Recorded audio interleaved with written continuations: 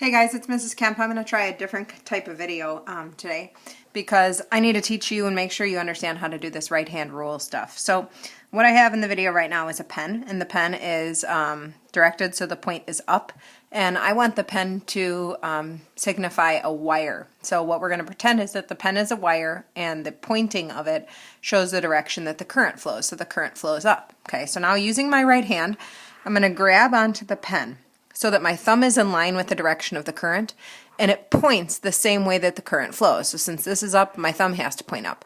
And what I look at then is how my fingers curve. So if you can see on the left side of the pen, my fingers point out toward you. Whereas behind the pen, they point to the left.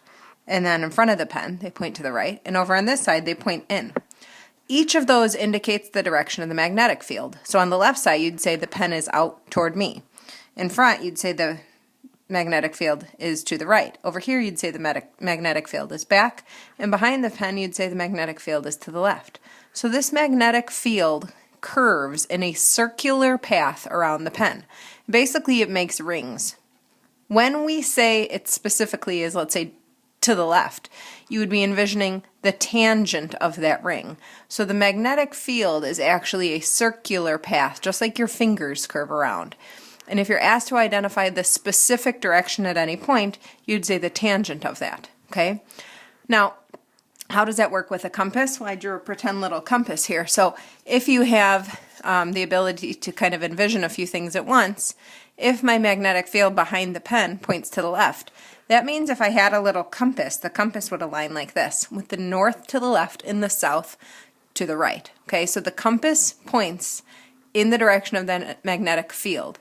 Okay, and on this side, the north would be out toward us. In front of the pen, the north would be this way. Again, let's remember, because our fingers curve that way. And then over here, it would curve that way. So it would just continue to curve around like that. The other thing you need to know about magnetic field is that it gets weaker the farther away. So if you were envisioning the size of the magnetic field real close to the pen would be big. And the size of the magnetic field farther away from the pen would be weaker. Okay? There'll be a second video explaining this again, but that's going to be a drawing. Hope this helped.